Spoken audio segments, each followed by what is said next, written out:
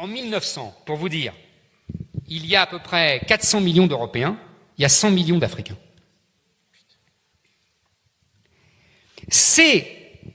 Et c'est pour ça qu'on colonise l'Afrique. Et c'est pour ça qu'on conquiert l'Afrique. Et c'est pour ça qu'on installe des pieds noirs, des ceci, des cela, parce que c'est vide. Alors que l'Europe est pleine. Il faut bien comprendre ça, tout ce qui s'est passé au XIXe siècle.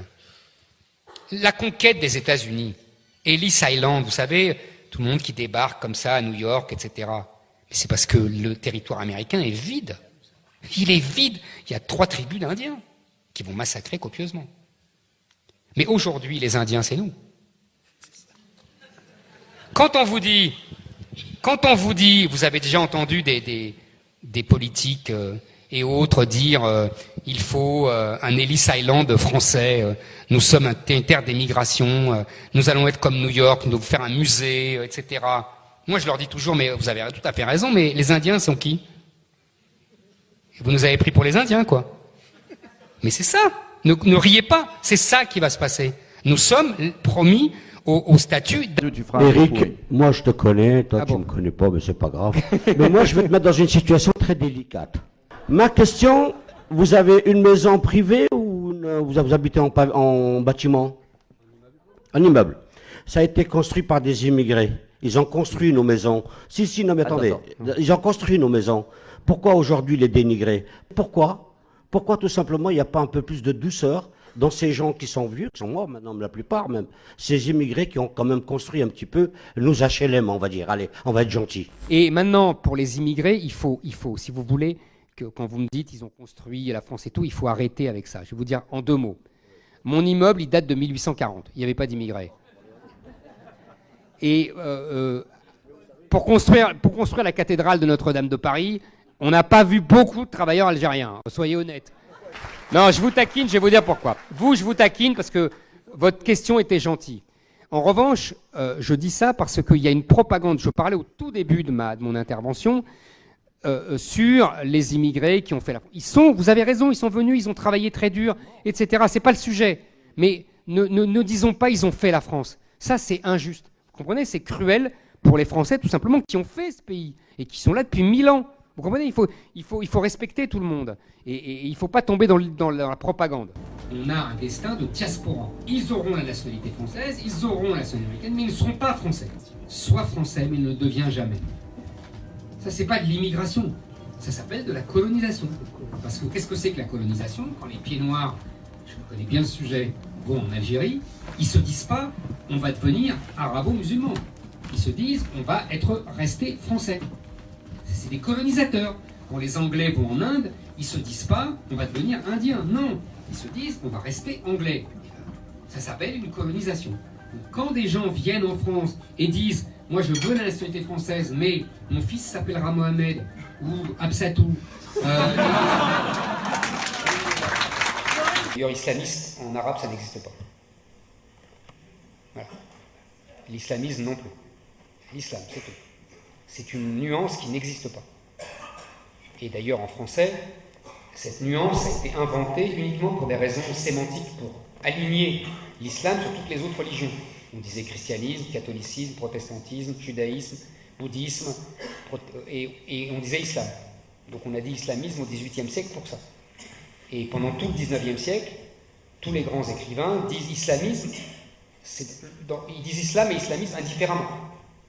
Et ce n'est que depuis 20 ans, comme par hasard, qu'on a trouvé un distinguo absolument génial, qui est l'islam c'est gentil, l'islamisme c'est méchant. Une découverte absolument extraordinaire. Donc si vous voulez, comme moi, malheureusement, ça fait longtemps que je lis plus le Club des Saints, donc j'ai essayé d'aller voir plus loin que les gentils et les méchants. En considérant le métissage comme positif et en s'inventant en permanence, ça suppose de l'empathie, de la bienveillance, de l'altruisme. C'est ça, je crois, la grande bataille idéologique d'aujourd'hui. Éric Zemmour, c'est ça la grande bataille idéologique d'aujourd'hui? J'ai écouté l'homélie du père Attali et je suis encore un peu ébloui. Il y a les méchants et les gentils. Il y a les vilains qui veulent la pureté, la purification, l'horreur, quasiment le nazisme. Et puis, il y a les gentils, qui sont bienveillants, qui sont altruistes. Oh, c'est beau, sauf que ça n'existe pas, monsieur Attali. Surtout, ça fait fi de ce qu'on est. Non pas de ce qu'on devient, mais de ce qu'on est. Auguste Comte disait « Les morts gouvernent les vivants », monsieur Attali. Et Raymond Aron ajoutait « L'histoire est tragique ». Et ça, vous l'oubliez. Vous parlez pour un homme hors sol. Vous parlez pour un homme qui passe sa vie dans les aéroports. Mais ça, il n'existe pas, à part vous, monsieur Attali. Il y a des gens qui sont là depuis 1000 ans, et qui ont envie d'être là encore 1000 ans, et qui n'ont pas envie d'être métissés, monsieur Attali. Excusez-les, ils n'ont pas envie. Ils n'ont pas envie d'être submergés, ils n'ont pas envie d'être remplacés. C'est con, hein, je reconnais, c'est bas et c'est pas tellement altruiste. Mais c'est leur vie, vous comprenez? Et ils n'ont pas envie que monsieur Attali, le père Attali, vienne leur dire vous êtes des nuls, vous êtes des médiocres, vous êtes des racistes, vous êtes des xénophobes, vous n'êtes pas des bienveillants. Eh ben non, ils sont pas bienveillants. Parce que les autres non plus ne sont pas bienveillants. Au comité de salut public, j'assume tout. Oui, mais il y a une chose est assumée. Ah non, mais attendez. Donc moi, j'assume tout. Et comme disent les Anglais, my country, c'est my country. Okay, je peux Raphaël Antoine. Oh, c'est mal. Oh, des intérêts nationaux, des égoïstes nationaux, des travers nationaux. Mais quelle horreur! Mais quelle horreur! Tout le paradoxe d'Emmanuel Macron. Il fait la guerre à un virus et il fait pas la guerre à des soldats du djihad. Vous savez, il est toujours à contretemps.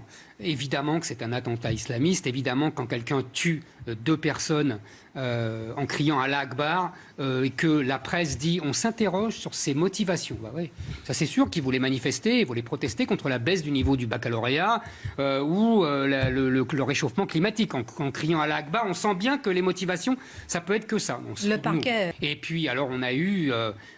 j'ai trouvé la presse très élégante. J'ai noté une formule de France Info. Le suspect était très agité et inquiet en raison du coronavirus et du confinement. Formule extraordinaire, c'est absolument extraordinaire. Alors, on a l'impression d'une... Oui, on a l'impression d'une lettre d'excuse d'une maman à son fils qui a manqué l'école. Il était inquiet à cause du coronavirus et du... S'il avait été inquiet, il aurait pu attaquer ses compatriotes soudanais avec qui il vivait. Hein. Non, il a quand même demandé à une victime si elle était musulmane. Mais à part ça, il était très inquiet avant de tuer, pour tuer ou ne pas tuer. Le ministre de la Justice, Madame Belloubet, a eu la bonne idée de libérer, de sortir de prison 5000 ou 6000 personnes. Comme ça. Histoire d'animer un peu le débat.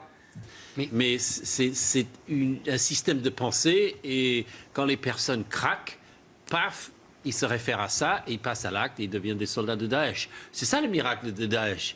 Il a fait un système où n'importe quelle souris peut devenir un djihadiste à tout moment. Non mais vous vous rendez compte que dit Éric Zemmour, il dit qu'on l'excuse et qu'on le justifie. Que vous les excusez. Donc moi je vais craquer parce que je vais être énervé du confinement et je vais prendre un couteau et je vais égorger mon camarade Éric à côté.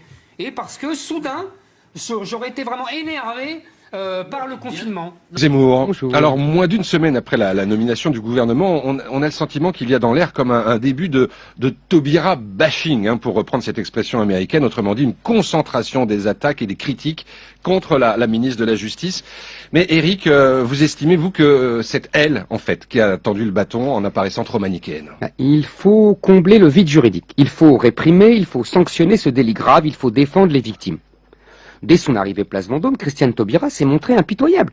Avec des accents presque sarkozystes, elle s'est émue de la souffrance des victimes et a promis de pourchasser leurs bourreaux, d'être dure avec le crime et les criminels. Le crime, c'est le harcèlement sexuel. Et les criminels, ce sont les hommes. La harceleuse sexuelle est une espèce encore rare et les plaintes d'hommes plus encore. Mais interdit de rire, trêve de gaudrioles, de gauloiseries, de blagues salaces, lourdes, de mains baladeuses. Ce crime doit retrouver le chemin du code pénal, d'où le Conseil constitutionnel l'a sorti inconsidérément, et les harceleurs le chemin de la prison. Écoutez, mais jusque-là, je vois pas où est le problème. Mais Christiane Taubira, c'est aussi redevenir douce et compatissante, compréhensive, une maman pour ses enfants. Ces pauvres enfants qui volent, trafiquent, torturent, menacent, raquettent, violentent, tuent aussi parfois. Ils sont encore des adolescents, mais certains sont des chefs de gang redoutés. D'autres sont encore apprentis, mais ils apprennent vite. Le trafic de drogue rapporte énormément, cela donne envie de progresser. Ils sont souvent les véritables patrons de leur quartier, faisant régner la terreur, mais jouant aussi les banquiers généreux de nombreuses familles. Les offices HLM et les grandes surfaces, ils sont massivement payés en argent liquide. C'est peut-être en raison de ce rôle social que notre ministre de la Justice de gauche est pleine de sollicitude pour eux. Elle se précipite dans une prison pour assister à un match de basket entre prisonniers et surveillants. Un basketteur en profite d'ailleurs pour s'évader. Elle supprime le tribunal correctionnel pour adolescents récidivistes créé par le précédent gouvernement. Les juges pour enfants vont retrouver leurs ouailles. Elle annonce aussi son intention d'abolir les peines planchées pour ces mêmes multirécidivistes qui contraignaient, au nom d'une lourde réalité pénale, certains de ces juges à sortir de la culture de l'excuse. Mais la réalité, Christiane Taubira n'en a cure. Elle applique un dogme.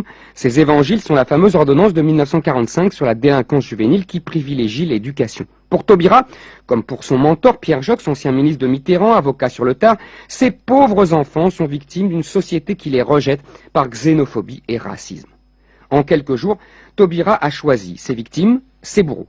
Les femmes, les jeunes des banlieues sont dans le bon camp à protéger, les hommes blancs dans le mauvais. Après tout, les femmes votent majoritairement à gauche depuis 1980 et dans les banlieues, Hollande a réalisé des scores de dictateurs africains. Mais en quelques jours, la ministre de la Justice a pris de vitesse son collègue de l'Intérieur, le Premier ministre et le Président de la République lui-même. Elle a donné une couleur angélique au début de la gauche, qui la ramène là où elle ne voulait pas forcément revenir. Et c'est signé d'un Z. Z comme Zemmour. Éric Zemmour, c'est chaque matin sur RTL.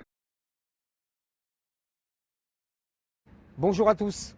J'ai cru comprendre que le président de la République m'avait interpellé hier et donc j'ai décidé de lui répondre, mais d'abord, on l'écoute. La cité ne s'est jamais bâtie sur le rétrécissement, ni à des prénoms, ni à des formes de crispation. La France a toujours écrit sa propre histoire mondiale. Elle s'est toujours pensée universellement, parce qu'elle s'est toujours pensée par des institutions qui dépassaient le simple hexagone et par une langue qu'elle a toujours fait voyager et dont l'épicentre aujourd'hui n'est plus sur ses rives de Seine, mais sans doute bien davantage vers le bassin du fleuve Congo. Vous voyez, rien d'original là-dedans. Comme tous les médias bien pensants, comme Xavier Bertrand, comme tous les dignitaires LR, le président de la République m'attaque sur cette fameuse histoire des prénoms. Ils croient m'affaiblir. En vérité, ils ne font que me renforcer. Car cette histoire des prénoms est le symptôme d'un phénomène inouï que tous veulent ignorer, qui est la défrancisation d'une partie importante de la population française. Car donner un prénom étranger à ces enfants qui vont vivre ici en France, c'est leur donner un imaginaire, une histoire, une civilisation étrangère qui n'est pas la civilisation française. Et cela prouve une seule chose, la politique d'assimilation n'est plus en œuvre. Alors après, Emmanuel Macron vient nous dire qu'il lutte contre le séparatisme dans ces quartiers, mais quelle est l'origine du séparatisme dans ces quartiers si ce n'est la défrancisation que je dénonce? Pour que les gens ne veulent pas vivre séparés, il faut qu'ils se sentent tous français. Et donc, il faut refaire des Français par une politique d'assimilation digne de ce nom. Alors, on me dit, mais comment vous les assimilez? Ben, j'ai envie de répondre à chaque fois, comme la République a toujours fait. D'abord parce qu'on n'assimile que des individus et non pas des masses, et non pas des peuples, et non pas des diasporas comme on en a aujourd'hui. Il faut arrêter, il faut interrompre les flux migratoires, les confiner à zéro. Comme ça, il n'y aura plus de pression des derniers arrivants qui vont culpabiliser les plus anciens parce qu'ils adoptent les mœurs françaises. Et puis, ensuite, cette politique d'assimilation, elle est mise en œuvre tout au long de la vie. Alors, on commence à la naissance avec ces fameux prénoms, mais on continue ensuite, on continue à l'école et on apprend aux enfants la grandeur de l'histoire de France, ses héros, ses traîtres aussi, ses guerres, ses victoires, ses défaites. On leur apprend à aimer la France et à ne plus considérer, comme on le fait aujourd'hui, que la France est responsable de tous les malheurs de leurs ancêtres. Car à ce moment-là, on forge des mémoires opposées, des mémoires rivales qui deviennent des mémoires ennemies. On continue ensuite, on continue à apprendre aux petits Français, quelle que soit leur origine, la littérature française, la culture française, les paysages français. Tous les canaux doivent être utilisés, la gastronomie, la culture. On doit ne renoncer à rien pour faire des Français. Il y a le travail aussi. Il n'y a pas que la culture. On n'est pas seulement le compatriote de Chateaubriand et Pascal, même si pour moi, c'est quand même le plus grand titre de gloire de tout Français. Il y a aussi le travail. Les ouvriers ont été pendant longtemps les vecteurs essentiels de l'assimilation. Ils enseignaient à leurs collègues italiens, espagnols, les mœurs à la française, les coutumes françaises. Ça ne se fait pas. Et puis ça se fait. Il faut que, de nouveau, les ouvriers français retrouvent ce rôle éminent. Enfin, pour cela, il faudrait retrouver des usines. On peut continuer cette politique d'assimilation. Tout simplement dans la rue. Par les mœurs françaises, on connaît le vieil adage, à Rome, fais comme les Romains. Eh bien, à Paris, fais comme les Parisiens. À Troyes, fais comme les Troyens. En France, fais comme les Français. On ne s'habille pas avec des vêtements qui datent du 7e siècle en Arabie Saoudite. On ne met pas de burkini, on ne met pas de djellaba, on ne met pas de voile en France.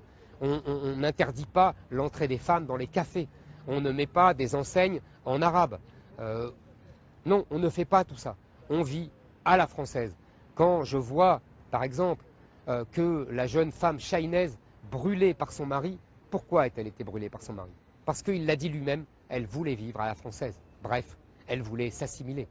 On voit à quel point la pression est faite pour que les nouveaux arrivants ne s'assimilent pas jusqu'à des crimes odieux. Et puis, il faudra aussi contenir la pression des anciens États, de ces ressortissants, qui font pression sur eux avec l'argent qu'ils délivrent, qu'ils donnent à la mosquée, aux associations, etc. Il faudra couper tous ces financements. Vous voyez, tout cela n'est pas neuf, tout cela n'est guère révolutionnaire, simplement tout cela a été abandonné. Abandonné par qui? Par toutes nos élites depuis 40 ans, dont Emmanuel Macron est le dernier représentant. En fait, ils ont inventé des mots pour remplacer l'assimilation à laquelle ils avaient renoncé. Ils ont pris tous ces mots, uniquement parce qu'ils ont renoncé à l'assimilation. Ils ont renoncé à faire des Français. Moi, je n'ai pas renoncé, je n'ai pas envie de faire des créoles. Je veux simplement faire des Français. Et puis, vous avez vu, il ne fait pas que m'attaquer sur les prénoms. Il donne aussi son contenu à sa conception de la France. Et là, ça devient très intéressant parce que fait-il? Il reprend les mots habituels de la bien-pensance, les mots qui datent des années 80. Ce qui est étonnant pour un homme né en 1978. En vérité, il reprend les mêmes items, il reprend les mêmes lieux communs. Il associe identité à crispation, à retrécissement. Il dit que ceux qui défendent l'identité française ont une conception retrécie de cette identité française. Sans doute aurait-il dit qu'en 1942, les résistants étaient un tantinet crispé. Sans doute aurait-il dit que pendant la guerre de 100 ans, Jeanne d'Arc avait une conception un brin étriquée de l'identité française. L'universalisme français dont il parle est directement venu en droite ligne de l'universalisme chrétien. Il n'est plus français quand il se met au service de l'universalisme islamique. Les institutions qui dépassent l'hexagone, comme il dit par une périphrase obscure. De quoi veut parler Emmanuel Macron? Tout simplement de l'Empire français, de cette fameuse colonisation dont il disait naguère qu'elle était un crime contre l'humanité et dont maintenant il part de tous les plus beaux atours. Et puis il y a la langue. Alors là, la langue française, il nous dit que c'est magnifique, il s'est pris d'affection pour cette langue française, alors qu'elle n'était que le vecteur de cette fameuse culture française dont il disait jadis qu'elle n'existait pas. Il nous dit, elle est née sur les rives de la Seine et, étonnamment, il ajoute qu'elle va se répandre désormais plutôt sur le bassin du Congo. Que veut-il nous dire par là? Il veut nous dire que la langue française n'appartient plus aux Français, qu'elle n'est plus originellement d'ici. C'est-à-dire que ce n'est plus les Français qui ont la main mise sur la langue française. Une fois de plus, il fait une erreur historique. C'est-à-dire qu'il ne voit pas que la francophonie, puisque c'est de cela dont il parle, nos liens avec nos anciennes colonies par l'intermédiaire de la langue française, était un moyen de pérenniser et de renforcer l'influence française dans le monde. Mais elle n'est pas un moyen d'affaiblir cette influence française. Elle n'est pas un moyen d'asservir cette influence française. Emmanuel Macron est président de la République française. Mais on a l'impression que ce costume ne lui sied guère. Il voudrait être autre chose. Que sais-je, président de l'Europe, président de l'Afrique. Il passe son temps à chercher un autre rôle que président de la République française. Mais la France n'a pas vocation à être dissoute, comme il le croit, ni dans l'Europe, ni dans l'Afrique. La France a vocation à rester la France. Et c'est cette France-là, française, qui n'a pas dit son dernier mot. On est capable de jouer au football. Peut-être qu'on ne joue pas exactement le même football que celui des hommes, mais c'est peut-être une façon de jouer au football. Enfin, il faut quand même ouvrir les yeux. Moi, j'ai un gamin qui est encore au collège. Au collège, je l'ai interrogé. Il me dit, les filles jouent avec nous au foot. C'est-à-dire que tout le monde joue ensemble. C'est-à-dire que c'est une réalité nouvelle qui est arrivée. Non, mais c'est tant mieux. Pourquoi les filles ne joueraient pas au foot? Madame. Que ça fasse évoluer le football. Mais attendez, cher monsieur, le football lui-même a évolué. C'est-à-dire qu'on ne joue pas aujourd'hui au football comme on jouait au football en 1940, 1950. J'ai un mari qui est extrêmement amateur de football, qui me raconte l'histoire du football. Moi, je ne suis pas amateur. Mais ce que je sais, c'est que le football, il évolue. Il évolue en fonction de... des considérations techniques, tactiques. Vous avez tout à fait raison, madame. Et donc là, en l'occurrence, les femmes vont introduire une autre façon de jouer au football. Et c'est tant mieux. Les femmes peuvent jouer au football. Je crois que vous faites de mauvais combats. Non, c'est pas un combat, c'est pas un combat. Je vous dis, j'ai perdu d'avance. Je suis admiratif devant cette efficacité. Non. Je suis admiratif. Donc, mais il faut pas appeler. Vous savez, les mots ont un sens. Oui, absolument, c'est du football. Le football. Les femmes jouent au football. Non, ça vous elles jouent déplaît, pas au mais c'est comme football. ça. Elles jouent pas au football. C'est pas du football. Mais c'est pas grave. Ma fille joue au football quand elle avait 10 ans. Je trouvais ça très mignon. Vous voyez, maintenant elle fait de la danse. C'est quand même un peu plus conforme à ce qu'elle est.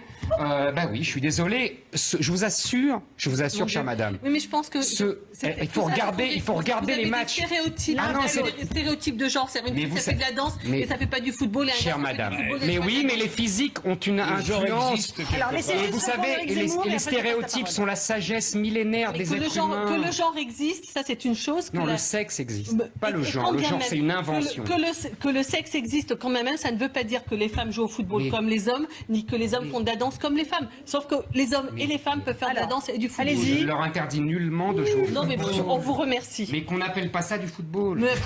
Éric Zemmour, c'est ça la grande bataille idéologique d'aujourd'hui? J'ai écouté l'homélie du père Attali et je suis encore un peu ébloui. Il y a les méchants et les gentils. Il y a les vilains qui veulent la pureté, la purification, l'horreur, quasiment le nazisme. Et puis, il y a les gentils qui sont bienveillants, qui sont altruistes. Oh, c'est beau, sauf que ça n'existe pas, monsieur Attali. Surtout, ça fait fi de ce qu'on est. Non pas de ce qu'on devient, mais de ce qu'on est. Auguste Comte disait « Les morts gouvernent les vivants », monsieur Attali. Et Raymond Aron ajoutait « L'histoire est tragique ». Et ça, vous l'oubliez. Vous parlez pour un homme hors sol. Vous parlez pour un homme qui passe sa vie dans les aéroports. Je cite Stendhal. J'essaye d'expliquer la sexualité masculine qui est complètement niée aujourd'hui. J'essaye d'expliquer. Non, c'est juste qu'elle n'est pas totalement comme vous la présentez, monsieur Zemmour. Vous savez, il y a des modèles différents. Je cite, mais pas du tout. Vous manquez considérablement d'imagination. Et vous manquez de culture, donc c'est normal. Donc ça égale. Dans le mariage, de même que dans le féminisme, vous pouvez distinguer un féminisme qui est un féminisme politique d'avancée de l'égalité, ce qui a été pendant longtemps une part du féminisme. Parce que je suis désolée, mais qu'une femme ne puisse pas posséder un chéquier. Oh, vous n'allez pas vous y mettre vous aussi, Natacha. Non, je vous fais remarquer juste qu'il ne faut pas... Arrêtez, on dirait Nadine Morano, arrêtez. Justement, ne soyez pas caricatural. Mais non, mais c'est vous. Dire doit faire. Ma fille, elle a 10 ans, elle comprend ça, mais bon, le coup du chéquier, je l'entends depuis que j'ai 12 ans. Mais... En 65, personne n'avait de chéquier. Vous croyez que les ouvriers, ils avaient un chéquier? Arrêtez, la bourgeoise, elle avait pas de chéquier, mais l'ouvrier non plus, il était payé la semaine. Je me permets...